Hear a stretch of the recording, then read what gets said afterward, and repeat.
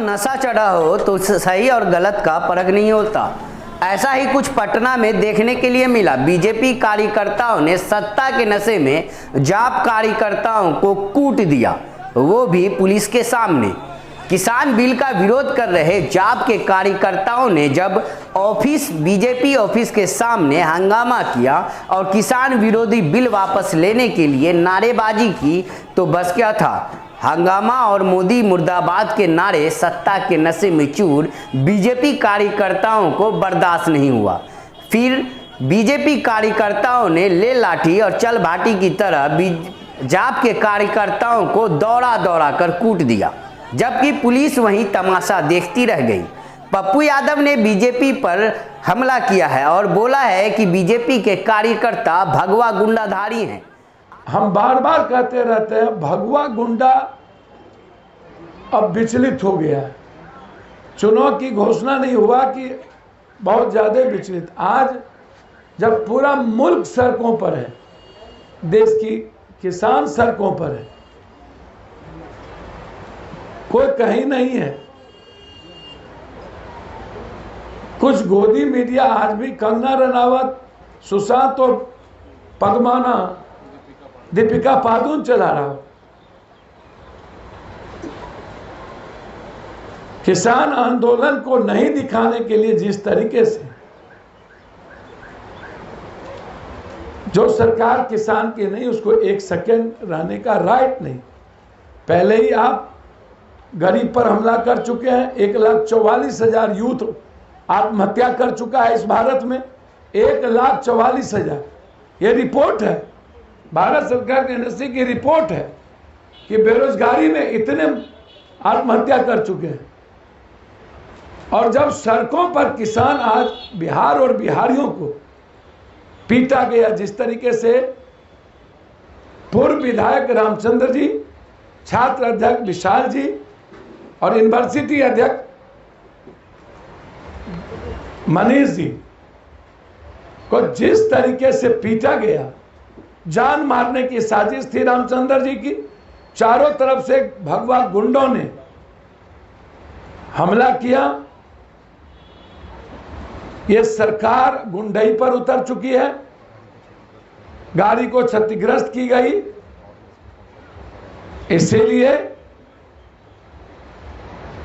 हम मांग करेंगे कि अविलंब केस हो।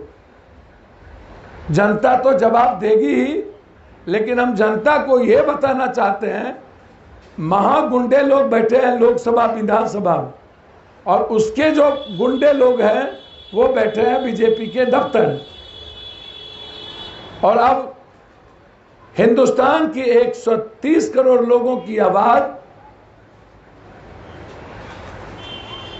और किसानों की आवाज को दबाने के लिए जिस तरह जगदेव बाबू को मार दिया था पीटते पीटते, उसी तरह लोकतंत्र की लड़ाई लड़ने वाली जन अधिकार पार्टी पर हमला किया गया। जन अधिकार पार्टी जवाब देना जानती है, लेकिन हम संविधान के साथ खड़े होंगे और बीजेपी को आगाह करते हैं कि गुंडाई बंद करिए। ये गुजरात नहीं है। बिहारी जवाब देना जानता है। गुजराती के भरोसे जिंदा और रहने वाला बीजेपी आपकी कितनी हैसियत और औकात है पता है।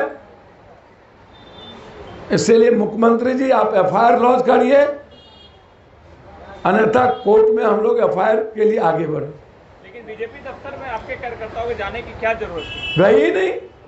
अब जहां विधायक जी को मारा गया, आप देखिए सड़कों पर कहां विधायक जी बैठे हुए।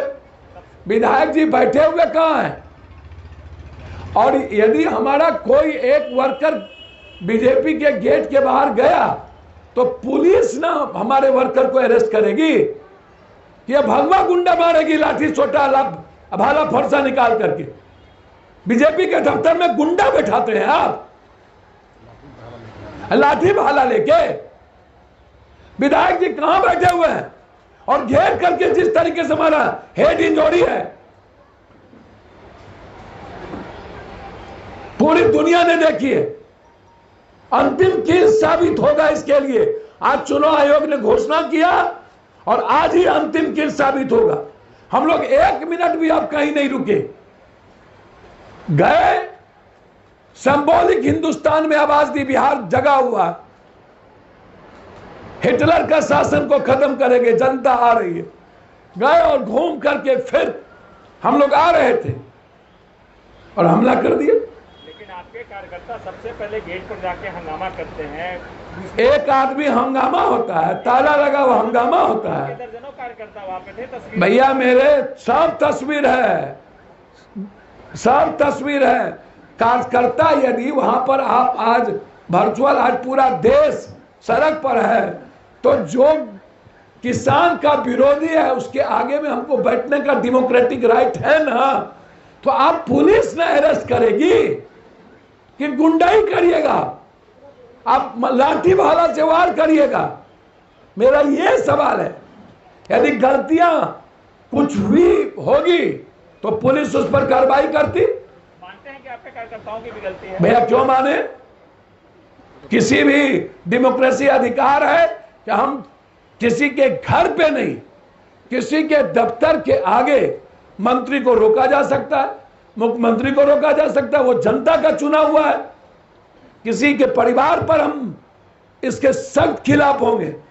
जनता के द्वारा चुनी हुई जनप्रतिनिधि को लोकतंत्र में सामना करना पड़ेगा और उसके लिए उसका बॉडीगार्ड गोली चलाए और भगवा गुंडा लाठी चलाए और जान से मारने की साजिश, ये गलत है।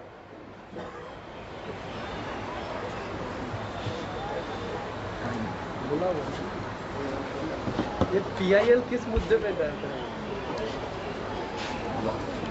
तरीके पर, चुनावी तरीका ये जनतंत्र के लिए सही नहीं। चुनावी तरीका सही नहीं, तरीके को बदलिए। यदि कोरोना वायरस है तो अभी राष्ट्रपति शासन लगाइए। राष्ट्रपति शासन की जरूरत है, न कि चुनाव की जरूरत। सर, केंद्र सरकार कर रही है जिस तरह से सीएए एनआरसी पर भटकाए गए लोगों को, उसी तरह से किसान बिल पर भी भटकाया जा रहा है।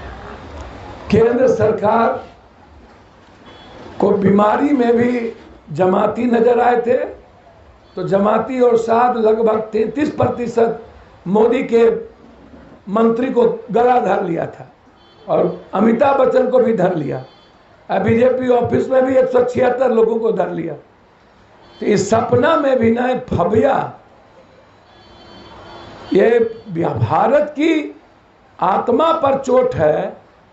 और मेरा अंतिम सवाल यह है कि 2 एलाइज इसके थे। एक एलाइज पहले ही इसके गलत हरकत के चलते शिवसेना ने छोड़ दिया और दूसरा सबसे पुराना एलाइज बादल ने किसान के सवाल पर इसको छोड़ा और पूरा देश का किसान सड़कों पर है। ये किसान के दुश्मन है और एलाइज ने बता दिया कि ये भारत के दुश्मन। Thank you sir.